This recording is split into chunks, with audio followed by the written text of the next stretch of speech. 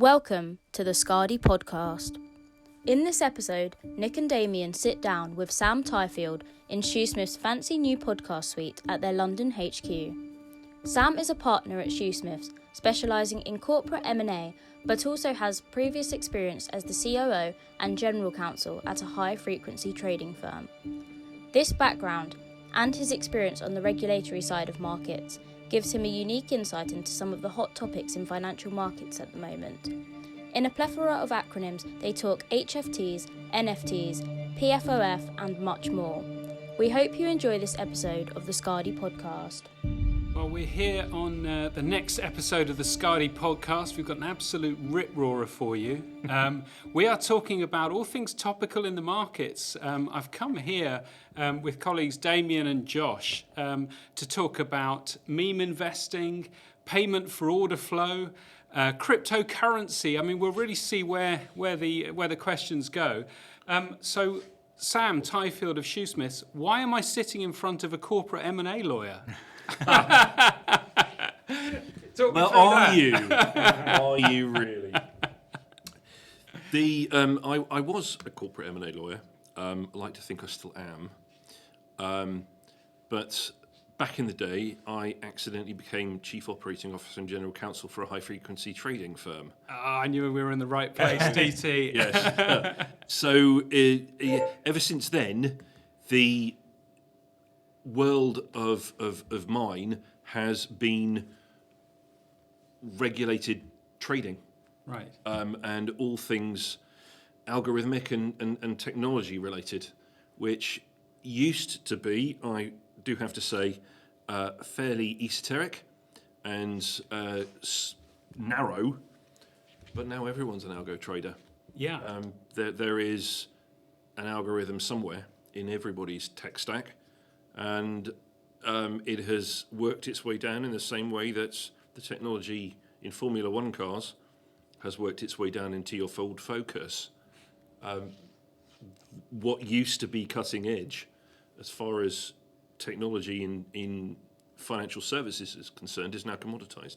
I mean, that's absolutely true. And Damien, you're closer to this than me, because I remember the good old days of the careful discretion order.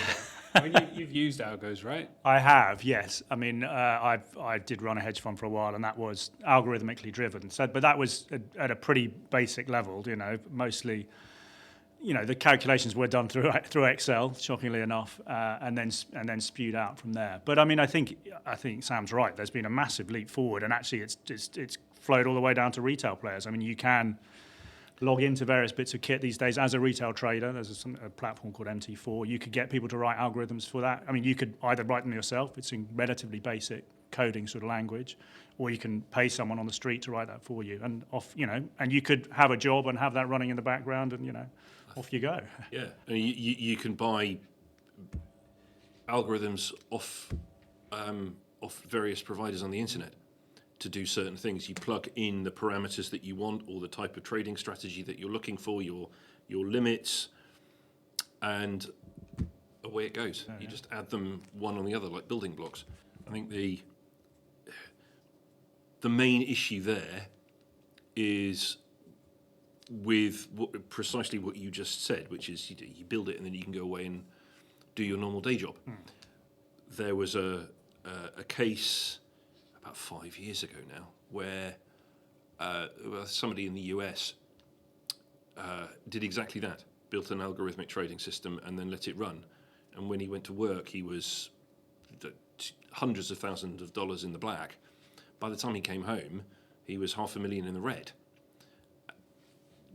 Unless you are taking that professional approach of watching the strategy as it runs, you're not trading. I mean, think about. I mean, that's a sort of individual example, but I mean the massive example, night trading. Exactly who thought they were operating in the compliance environment, I think, or not the test environment, didn't they? Didn't think it was in the market, and catastrophically, I think it was running for nearly half a session. They lost all of that money in 45 minutes. 45 minutes, man. While they tried to work out what was going wrong. When they knew they were hemorrhaging money, they just couldn't work out what bit of the system they needed to turn off to stop it happening.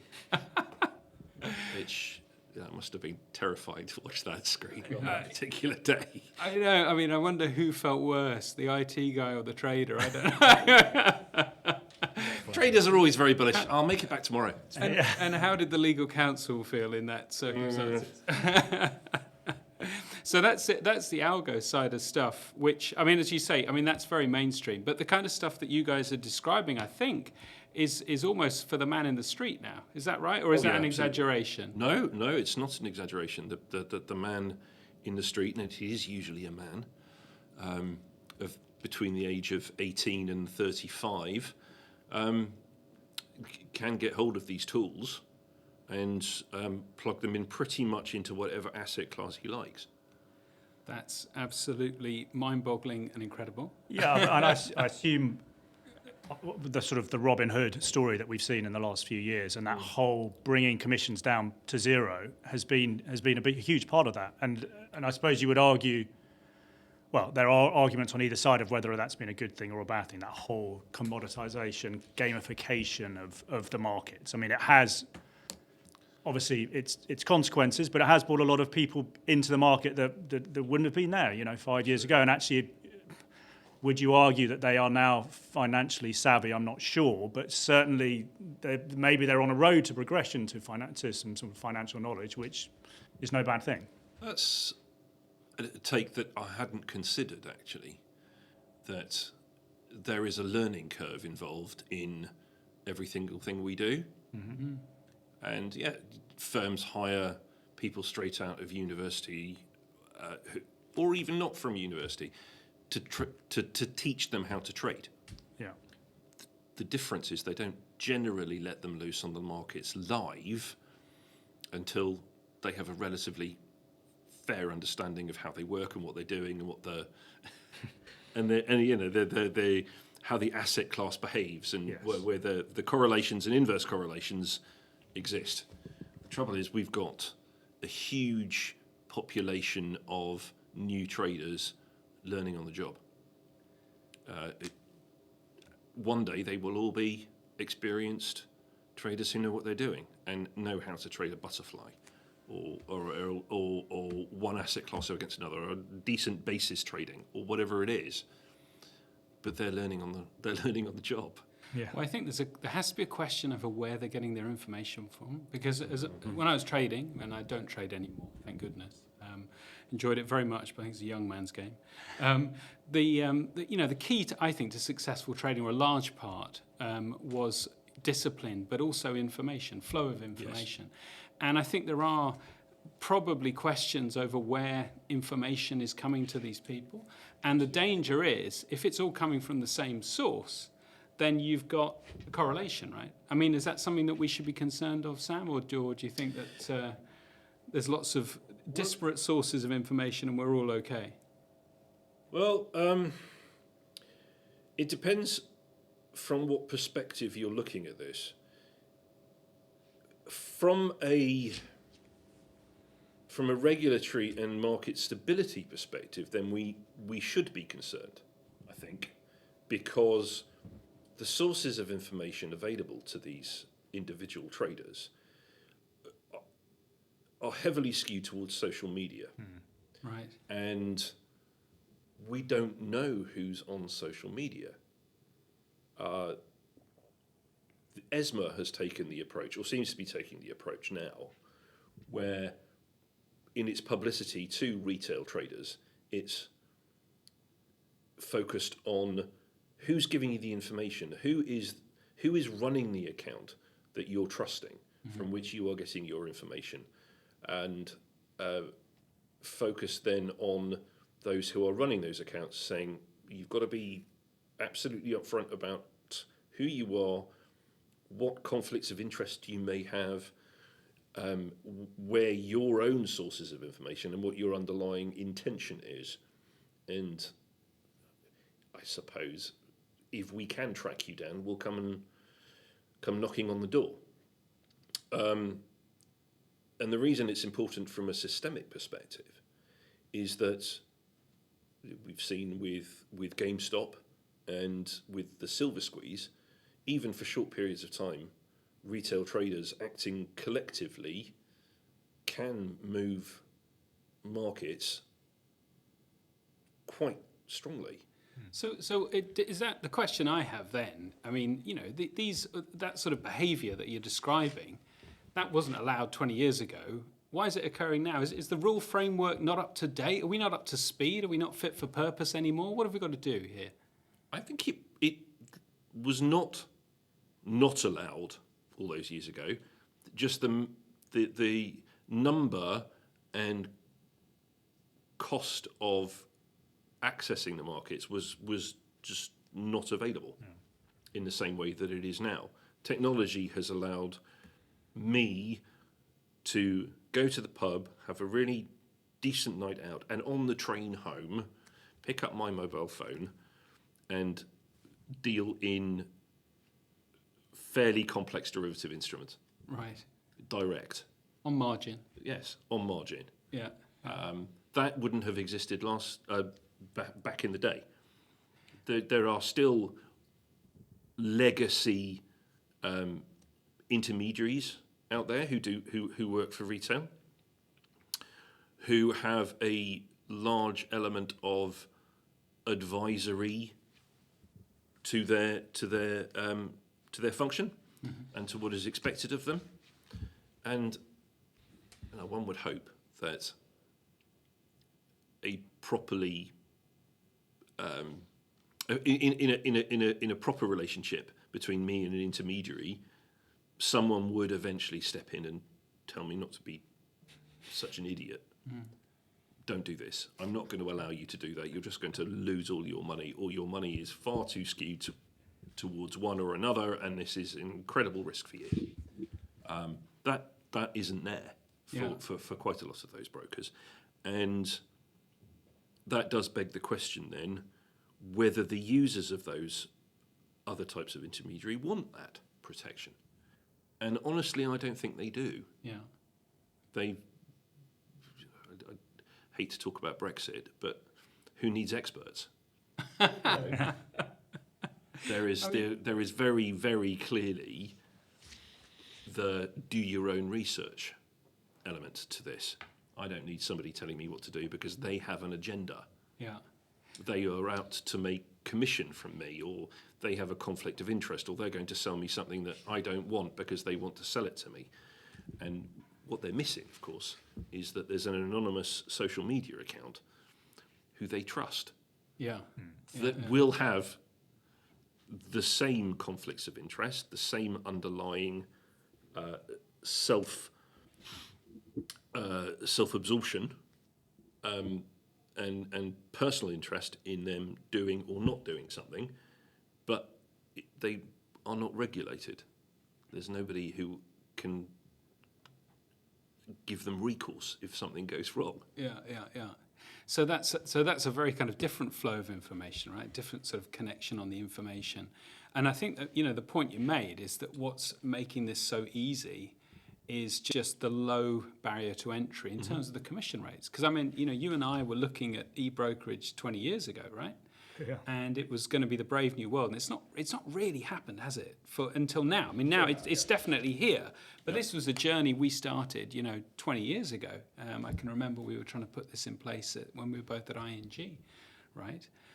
What is the thing, Dame? What's the change now that has meant that those barriers to entry have dropped so much? What's making it so cheap for everyone to get stuck in? Well, I suppose it's something that Sam's been talking about a bit on LinkedIn. This sort of whole payment for order flow, which is this thing that sits underneath these brokers that allows them to offer seemingly commission-free trading. You could argue maybe that it's not, but anyway, underneath that, there are large high-frequency type traders that will pay for that flow. They want to know that the retail crowd is jumping into GameStop or AMC or whatever it may be, and actually that if they can get that information flow a microsecond, whatever, I'm not very good on what they are, a very short period of time before other people, that's of use to them, so they will therefore pay for it. So they are basically offsetting that cost that we used to pay, I would say 10 bips, but that's more in the, that's the sort of institutional type thing. As a retail trader, you'd be paying like 30, 40 bips, I suppose. And that just, that's now zero because it's being they're covering out at the other end of that, at the other end of the trade. And so that's a huge. I mean, that's a huge benefit. Free trading is a huge benefit. Mm-hmm. Why is the regulator so concerned about payment for order flow, Sam? The regulator is concerned because every single regulated institution has to have regard to conflicts of interest between it and its clients, or between its clients, and cannot be induced into offering or not offering a service or a quality of service due to factors that are not disclosed. It's the honest broker concept. And the argument is that payment for order flow introduces an insolvable conflict of interest between the broker and its retail client, or any client. Mm. If a broker is going to get paid to route orders to a particular market maker or to a particular systematic internalizer habitually, then there is the suspicion that he is going to ignore the potential upside if he routed it somewhere else, where potentially he is not going to get paid. Right. He's not going to route it directly onto the exchange through his membership. He's going to route it to a market maker because he's being paid for that. I mean, isn't there one glaring control in all of this, which is like the best execution rules? As long as it's best execution, isn't that kind of okay? Is that a get out for these people?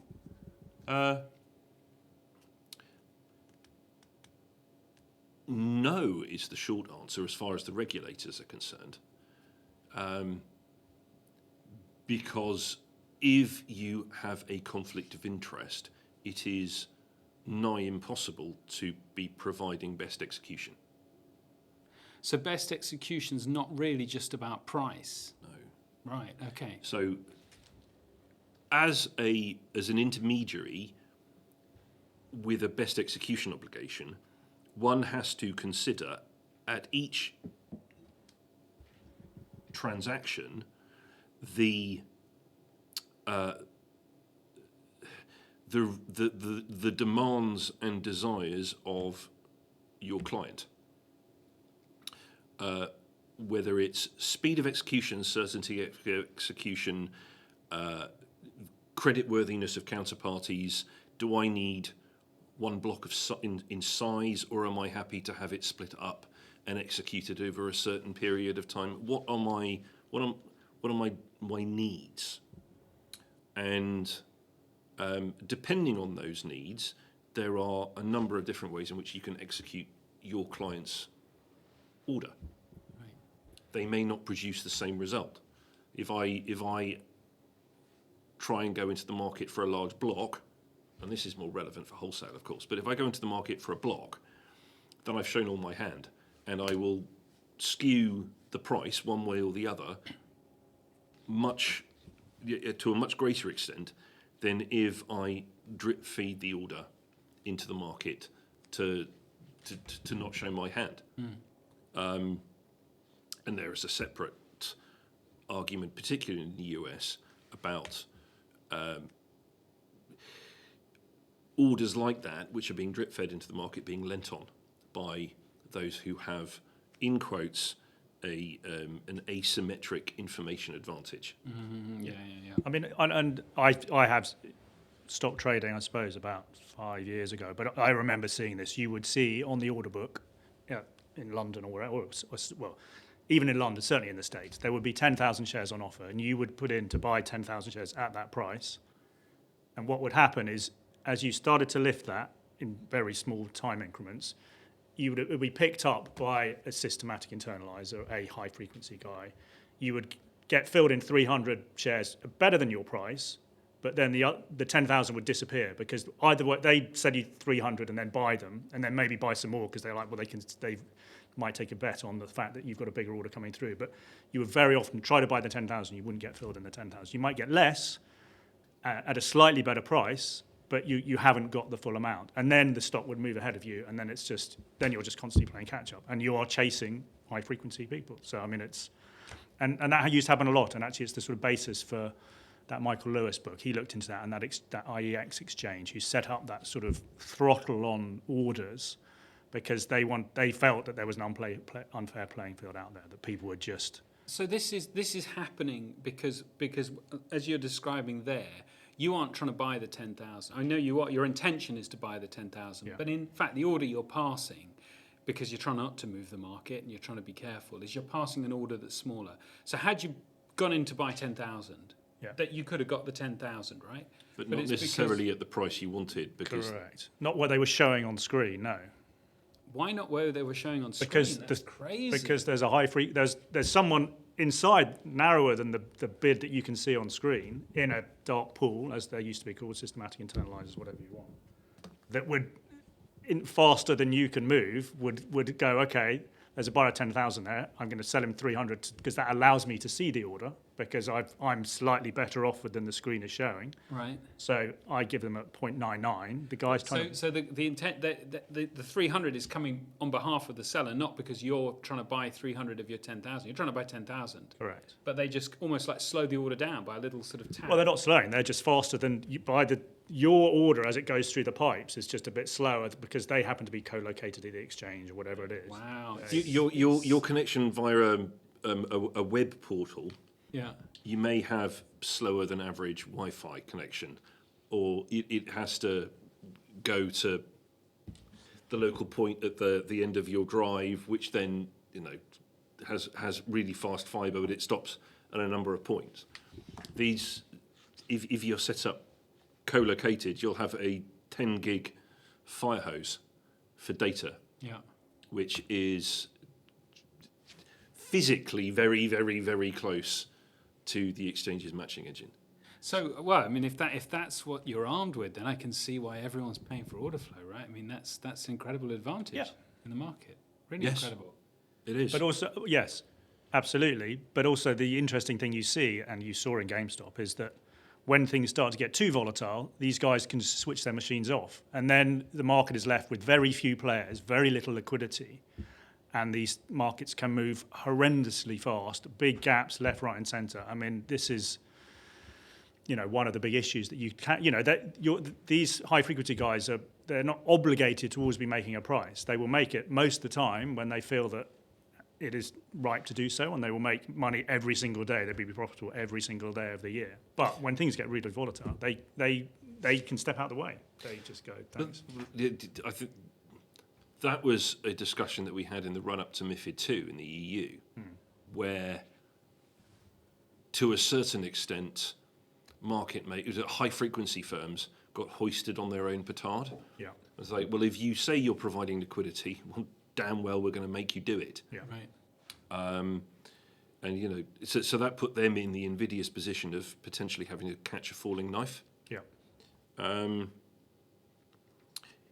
So I think it would be wrong to give the impression that they just don't have to. There is a reason that it's not just that they make money every day, they don't lose huge amounts of money every day. And it's because they have decent risk management systems.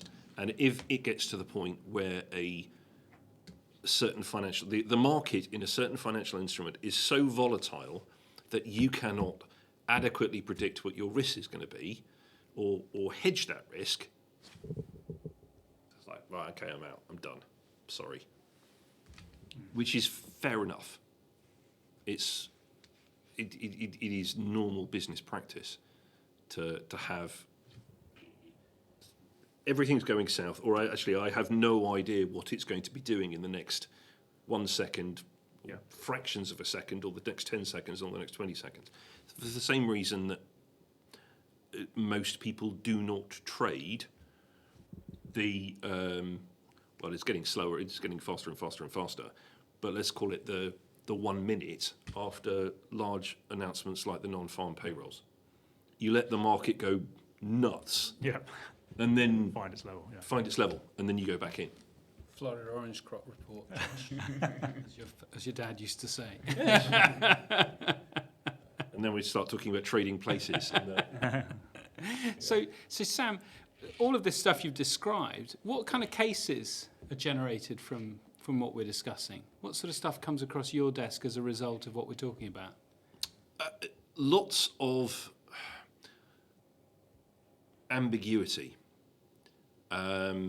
It's part of a much wider discussion around the supervisory and enforcement powers that the regulators have, particularly the FCA. But what it does create, more than anything else, is ambiguity and uncertainty. Am I providing best execution? Do I need to provide best execution? If you're a eligible counterparty, I don't owe you best execution obligations, but are you, the client or the regulator, going to treat me as having some sort of agency-like relationship with you where there is reliance, and therefore I have to treat you as if you are not an eligible counterparty? I have to treat you as somebody like more akin to a retail client and hold your hand and pat your head. That just creates difficulties for the market. And for more than anything else, markets need certainty. And at the moment, there is very little. There is a lot of movement globally, and there is also, on a slightly related topic, an increasing fundamental connectedness of all things. So just take, for example, the FCA's rules on conduct and culture within firms. In and of itself, a very good idea. If you are running a firm, if one is running a firm where bullying is acceptable, then that culture, more likely than otherwise, is indicative of you not having a reasonable attitude towards compliance generally. So if your staff is bullying one another, then the likelihood is that you are also bullying the market. You don't care if your staff are abusing or manipulating the market. So there is a correlation there. I'm absolutely sure. But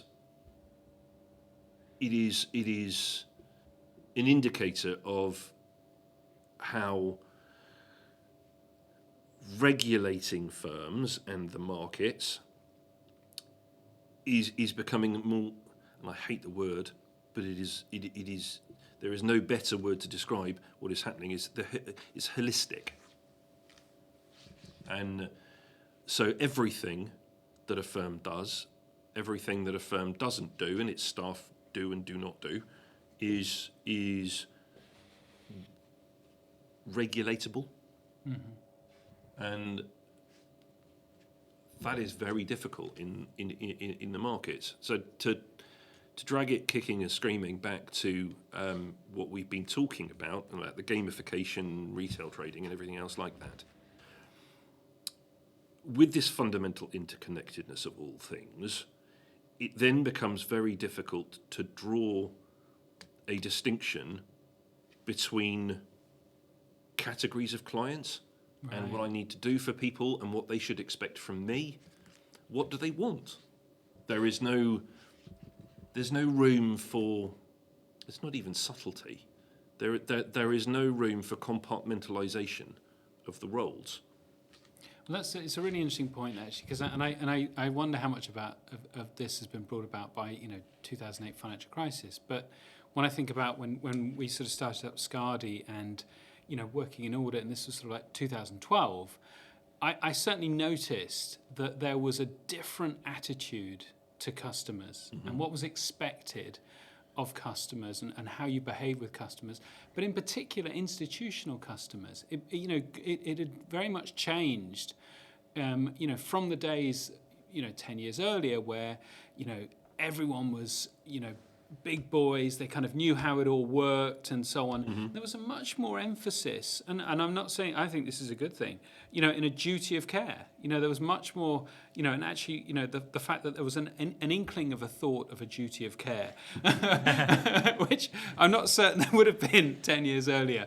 But it was very, very interesting because, looking at some of the things, and I'm going sort of beyond the equity markets now. I'm sort of going into the world of kind of structured credit and some of the kind of hidden options that some of these instruments possess. Like I don't know, collapsing the equity tranche in a CLO, things like that, where because everyone's attitude was, well, it's only going to be sophisticated investors that are involved in this. They know it's a real risk, so it's okay. We can just take everyone out of the equity tranche and every other tranche, lead them to believe that we're never going to collapse it. And let's just collapse it and run off with the cash. And that obviously is seemingly horrific. But I can see, the arguments I used to have with people, nearly 10 years ago around this sort of stuff. Because it was all about, well, what was our attitude to the customer? Customer attitude has changed, right? There are two points arising out of that. The first is that it is inevitable that intermediaries are going to feel that they need to play nicer with their customers and clients because each intermediary is not the only game in town. Your clients, particularly the sophisticated ones, will have 3 or 4 brokers on the speed dial. That if they don't like what you're doing, if you did do the dirty on somebody and collapse that particular tranche or whatever it was, they wouldn't call you again. They wouldn't need to. So there is an inevitable looking out for your clients because that's in the intermediary's own best interests. He wants to maintain a relationship. He's not going to do anyone over because ultimately in the longer term that's his relationship done. But that's no different, right? That's always been the way. But that's always been the way. Yeah. What has happened though is that what we've got is for retail, right? We're not dealing with eligible counterparty. For retail, genuinely there should be some rules about being good with your clients, being a good broker's the wrong word, a good husband to their assets and to their interests. Those rules probably need to be set out in writing, in rules and in principles. The big boys, with the eligible counterparties and the wholesale brokers, treated one another fairly-ish because otherwise they'd lose the business. Mm-hmm. What is happening is that those mandated rules, that mandated relationship that you have to have with a retail customer, is moving right to the eligible counterparty and wholesale end, and that is I don't think it's a good thing. And is that coming about because the regulator's deciding, I'm going to write more rules because we need more rules? Or is it actually something that's coming out of the litigation market? Is it that clients have been a bit more litigious and therefore then the sort of the trade bodies are coming together going, kind of had a few hot spots here, maybe we need to put some stuff in place? I'm not sure it's litigious. It is the regulator, and I'm talking specifically about the UK regulators, seeing themselves as the consumer champion. And so significant resources at the FCA are devoted to looking out for pensions and funeral plans and consumer credit and peer-to-peer, where there is significant risk to individuals, futures, livelihoods, pensions. But then what happens is that the differentiation, the distinction gets lost, and the entire market starts to be treated in the same way. Right. And truly, honestly, there is a difference between an eligible counterparty and a retail punter who's about to lose his pension to a fraudster. There is a huge difference, and there should be continuing to be a huge difference in the treatment of the wholesale markets and the retail markets, and that's getting lost. Well, Sam, we've gone into the regulated stuff. Come on, let's go off piece. Let's get into the world of crypto. 'Cause as far as I understand it, right, that's not regulated, or is it? Well, am I missing a trick there? Have we got regulation by the back door? What's going on? Well, I don't think it's regulation by the back door, because if one is advising or arranging a transaction, then that is a regulated activity, and most likely should be, even if the underlying asset that you are advising on is not a regulated financial instrument. You're still advising or arranging or dealing as agent, or one of the headline activities that we're all used to talking about in the old school markets. Right. But it is important to remember that your crypto broker or your crypto advisor doesn't necessarily need to be authorised and regulated by any regulator anywhere. Anyone can set up Right. that. Perhaps it will become, and should become, a little bit like the spot FX markets, where even though you don't necessarily need to be authorised and regulated because it's spot, the expectation now is that you will be, because there have been enough scammers out there, like the binary options lot, and people who would send money to an account outside the EU, as it was, but not too far outside the EU, and then find they could never get it back because it was a scam, or their money just disappeared into a black hole. That may be an interim step. Right.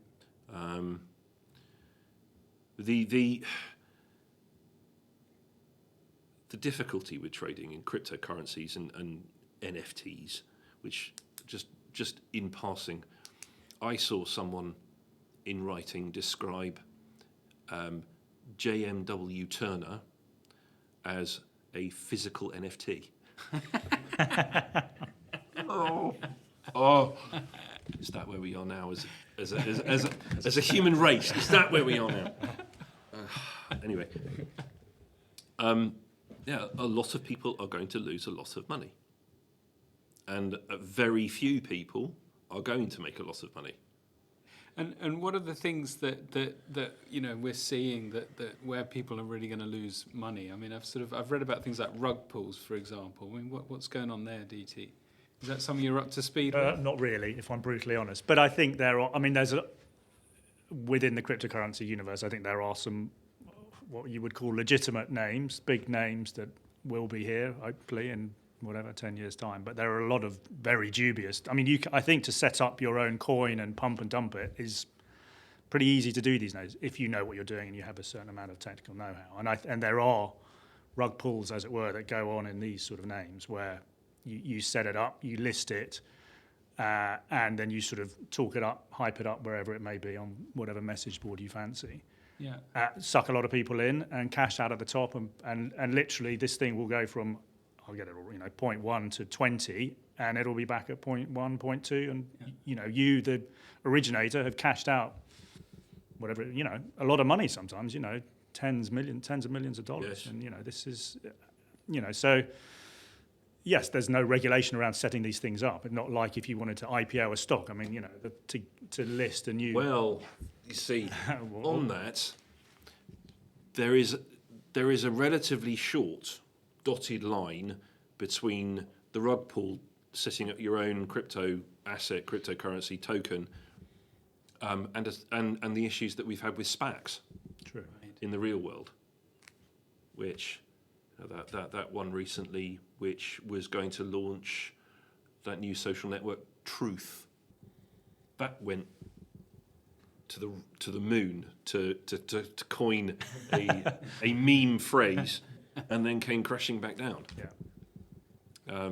Because I don't think anything's going to happen with that particular SPAC. Yeah. Or all of its plans are going to come to very little. So it's a similar thing, but that exists in the old school real world. Yeah. Well, I mean, you've mentioned that, you know, that sort of one thing, the pump and dump, and I sent you, Sam, do you remember that message board that I'd seen? Yes. Which I find incredible. So, you know, Discord, putting around, and how I got onto that, I had you know, wanting to get my hand in and understand all these platforms. I did open an account with eToro. I was trading a bit of crypto. I published a trade, as you do, on the message board, you know, showing everyone how successful I was as a trader. Did they want to follow me or whatever you can do?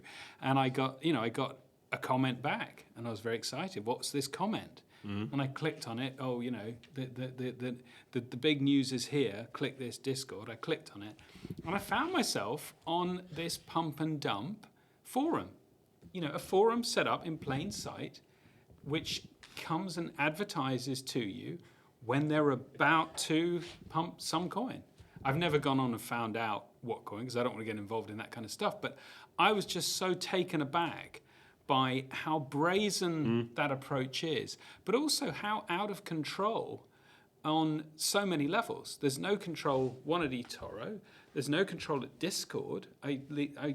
I mean, they must be leaving themselves wide open, Sam, or are they not? No, I don't think there was that huge thing that the 45th president of the United States didn't like what was being published about him on Twitter, so he was going to abolish Section 23? I don't know of what act, but it's there is a generally accepted rule in the US and outside the US that platforms are not responsible for the contents of the platform if they don't publish it. They're not publishers. Right. They are merely providing somebody else with a conduit to publish something. They would have to get rid of that in order for Twitter or for any other social media platform to be responsible for the content of the site. It happens occasionally with Facebook's platform, where they will try and monitor for and remove sexual abuse images or racist or homophobic material. I'm not sure that is a legal obligation per se of theirs, and certainly no one would hold them. Well, no one. People would struggle to hold them legally liable for a photographic image of some sexual abuse that appeared on their platform if they did not remove it. They are not the one publishing it. They are the ones who haven't noticed it's there or didn't remove it. Right. So we should be very careful thinking along the lines of making somebody who runs a platform or a forum legally responsible for what's on there. Right. Okay. Well, I can see that. The ramifications. Who knows where it will stop? No, I can see that, but I think there is also, an argument that these people ply their trade from technology and being able to scrape stuff and do stuff. I find it amazing that you can't track some of this stuff and prevent it from reaching the public. and I guess what it needs to take is it needs for enough retail people to lose money that it becomes a social issue, and then people will act on it. Because obviously the things you're describing are social issues, right? Yes. Terrorism or pornography or whatever, you know, that people find unacceptable. And maybe we're not quite far enough away from the kind of throes of the financial crisis that people care enough about people losing money. I think that's probably true. The difficulty then, in fairness to the politicians and the regulators, the line that they're having to tread is to try and limit the loss to retail without it already have becoming catastrophic. And until it becomes catastrophic, there isn't a problem. So they are. I am trying to recognise that the problems with which they must have to wrestle, but they're saying this is a problem, and everyone goes, well, it's not, because my eToro account has $250,000 in it. It's not a problem until it is a problem, but by the time it's a problem, who are you going to bail out? Or actually, who are you going to, from whom are you going to seek recompense? And we're coming full circle back to the duties owed. Yeah. Because there was some FCA research published recently where an astonishing majority of the retail traders who are piling into meme stocks and into cryptocurrencies and crypto assets don't really regard it as anything more than gambling. And yet they still feel that they're not likely to lose it all. They're not likely to suffer a catastrophic loss. What happens when they do? Right. From whom do they seek recompense? Or does the regulator turn around and say, you're entitled to all the upside. Let's assume that you invest in some token that nobody is pump and dumping, but it is going to go up. You are sitting on tens of thousands of pounds or dollars in profit. Congratulations, well done. You can retire now. You take the profit, but what happens when it goes the other way? Are you entitled also to be made whole by somebody? And I think the expectation among quite a lot of the retail traders is that they will be made whole because something's always somebody else's problem. Somebody else's fault. I lost money not because I listened to a Discord chat who had a pump and dump joke, but that itself was the scam because he's pumping and dumping you who's teaching. No. You're always, if you can't recognise the mark, you are the mark in all of these things. So I think somebody along the line has to accept that there are going to be losers here. But I don't think anyone can allow it to be that sort of catastrophic. Well, turning that on its head, and you've talked about how this is like gambling really, and people don't appreciate it. Something that was really presented which was gambling, but was presented almost as investment, was Football Index, right? Yeah. I mean, that was sort of and that really has been catastrophic for people, hasn't it? Yeah, I think that has, and people. Yeah, there's no FSCS compensation or anything. You're literally your paper portfolio, and that's what it was. It would paper profits. If someone's someone's listening and doesn't know about Football Index, if you've got a quick skinny for them about what the ins and outs of that was, or maybe Sam has. No, I defer. Well, I'll get it slightly wrong, I'm sure, but it was a way theoretically of buying a player performance. So you would set up a team, or you'd buy more than a team. You'd buy as many players as you wanted, and they would be paid out a dividend based on how they did that week. So these things were theoretically going up in value, but actually at the back end, they were just issuing more and more of these players. And then theoretically, you could buy and sell and trade these things between each other. But there came a time when the money ran out, as it were, and there was a sell back to the market, I think, function that was cancelled. And then there was, you could theoretically either sell it to the market or sell to somebody else, and there was just no bid for these things. So your paper profit that was up at 20 grand was now worth $8,000 and now stuck, I assume, in court proceedings until all that sort of wound up. So I mean, and really, I mean, that was the case, and there were other things, but it's the way that it was described to people, wasn't it? The stock market of football and invest and dividends. I mean, these are not gambling phrases, right? Dividends. I mean, that is a stock market phrase, right? Quite, yeah, absolutely. And yes, I mean, the whole thing has been a complete mess. I really don't know what's going to come of it, but it wasn't, wasn't good by any accounts. Well, Sam, we're coming up to year end, and we're probably coming up to the end of the podcast. But I've got to ask you, a bit of a horrible question, but what's your prediction for next year? What's the banana skin that we should be looking out for in this space, perhaps, or indeed another one? What's on the horizon scan for you? Well, we've got the MiFID II review in the EU, which they hope will introduce things like a consolidated audit trail for equities at least. There will be some amendments to infrastructure and market transparency rules. Any amendments at an EU level is going to lead to some sort of Brexit-related kerfuffle.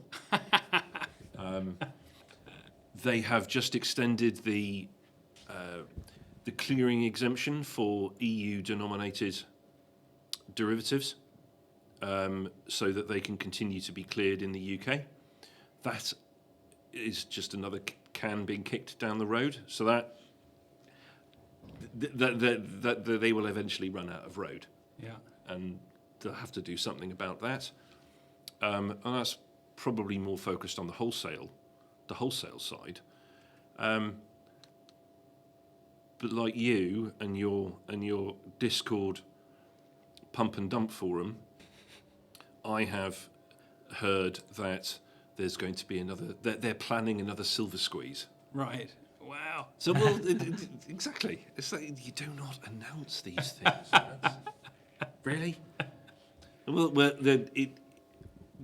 go through this whole cycle again. There'll be something else. There'll be another meme stock. There will be there'll be new NFTs, or there will be a crash in the NFTs because people will find out that all you have to do is screenshot, press Control P, and suddenly the NFT that is worth $1 gazillion because it's unique is sitting on somebody else's wall because they've just pressed Control P on a nice colour printer. There's bound to be something like that. But the whole kerfuffle of the internet connectedness of all things will continue. It'll just get more confusing. Well, on that confusing note, Sam, I really want to thank you, thank you for elucidating so much there. That's been really great to talk to you.